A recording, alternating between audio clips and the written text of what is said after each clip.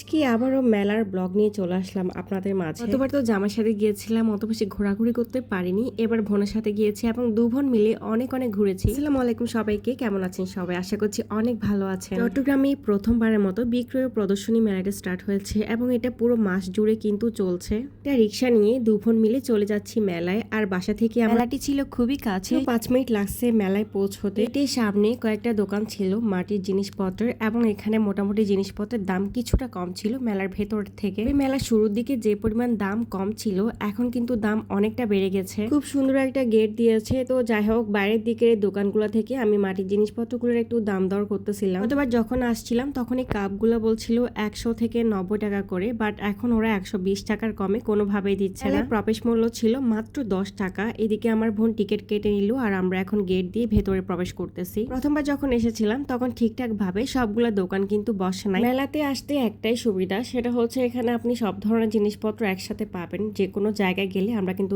এক এক জিনিসপত্র এক এক দোকানে পাই, এক এক মার্কেটে পাই। তো মেলার সুবিধা হচ্ছে মূলত এটাই। আমি আমার ঘরের টুকটাক জিনিসপত্র কিন্তু প্রায় সময় মেলা থেকে কিনি। আমরা গিয়েছি বিকাল 4টার দিকে আর তখন মেলায় ভিড় কিন্তু অনেক কম ছিল। তবে আমরা যখন আসতেছিলাম তখন কিন্তু অনেক ভিড়, মানে সন্ধ্যার দিকে কিন্তু প্রচুর ভিড় হয় মেলায়। সকাল সকাল তো লোকজন আরো কম থাকে। তো আপনারা যদি ফ্রিলি মেলায় ঘুরতে চান তাহলে সকাল অথবা বিকেল করে আসতে পারেন। সন্ধ্যা বা রাতের দিকে কিন্তু প্রচুর ভিড় থাকে। এই আপুটার দোকানটাতে বিভিন্ন ধরনের ভর্তা বিক্রি করতেছিল, লাইক পেঁপে ভর্তা, পেয়ারা ভর্তা, আমড়া ভর্তা, জাম্বুরা ভর্তা। আর মেলার মধ্যে সব থেকে আকর্ষণীয় এবং সব থেকে দামি জিনিসপত্রের দোকান হচ্ছে এই দোকানটি। এই দোকানের প্রতিটা জিনিসপত্রের প্রচুর পরিমাণ দাম ছিল এবং জিনিসপত্রগুলো খুবই সুন্দর ছিল। ননস্টিকের হাঁড়ি পাতিল থেকে শুরু করে ট্রে সবকিছু কিন্তু এখানে ছিল। তবে এগুলো অরিজিনাল কিনা সেটা কিন্তু আমি জানি না।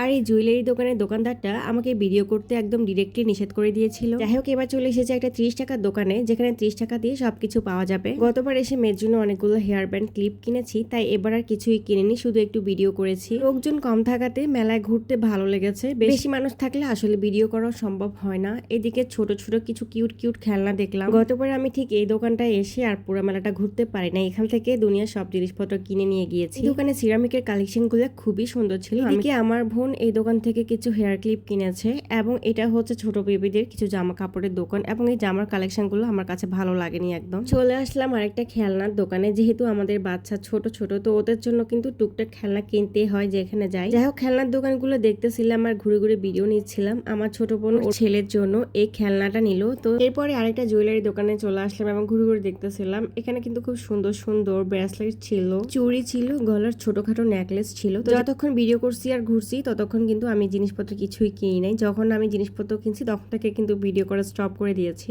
এই দোকান থেকে বাসার জন্য দুটো পাপোশ কিনছি এবং পাপোশগুলোর দাম আমার কাছে একটু বেশি মনে হয়েছে। এখন প্রতিটা মেলায় বাচ্চাদের জন্য কিছু প্লে জোনের ব্যবস্থা থাকে আর এটাতেও ছিল। এতটুকু ঘোরাফেরা করে কিন্তু আমার পায়ের 12টা বেজে গেছে। আমি আর কিছুতে হাঁটতে পারতেছিলাম না, খুব পায়ে ব্যথা শুরু হয়ে গিয়েছিল। এই দোকানে দেখি অনেক অনেক ভিড়। যাই হোক, এই দোকান থেকে কিছুই কিনিনি। তো আমি আমার বাসার জন্য কিছু টুকটাক জিনিস কিনেছি এবং কিছু সাজানো জিনিস কিনেছি, যেগুলো প্রতিটা মেলায় গেলে আমার কিনতে হয়। সন্ধ্যা হওয়ার আগে কিন্তু আমরা বাসায় চলে আসছি এবং সন্ধ্যাবেলায় আমরা ঝালমুড়ি খেয়েছিলাম। আর এই ঝালমুড়িগুলো কিন্তু জামাই নিজের হাতে বানাচ্ছে আর আমার জামাইয়ের হাতে ঝালমুড়ি কিন্তু অনেক বেশি মজা লাগে। আজ কাঁচামরিচ আর চানাচুর দিয়ে একটু সরিষার তেল দিয়ে প্রথমে মাখিয়ে নিবে, তারপর নাকি মুড়ি দিয়ে আবার মাখাবে। ঝালমুড়িতে ও সবজি মশলা ব্যবহার করে, সবজি মশলাটা ব্যবহার করলে ঝালমুড়ির টেস্ট যেন বহুগুণে বেড়ে যায়। যাই হোক, জামাই হাতে মাখিয়ে নিচ্ছি এবং মুড়ি দিয়ে দিয়েছে লাস্ট বারে। এদিন বাসায় একদমই নাস্তা বানাতে আমার ইচ্ছে করে না, সেদিন জামাই এই রেসিপিগুলো ট্রাই করে এবং জামাইয়ের হাতে এই ধরনের টুকটাক রেসিপি খেতে দারুণ লাগে। ভাইরে ভাই প্রথমে একবার সরিষার তেল তো দিয়েছে, এখন মুড়ি দিয়ে তার উপর দিয়ে আবার সরিষার তেল দিচ্ছে,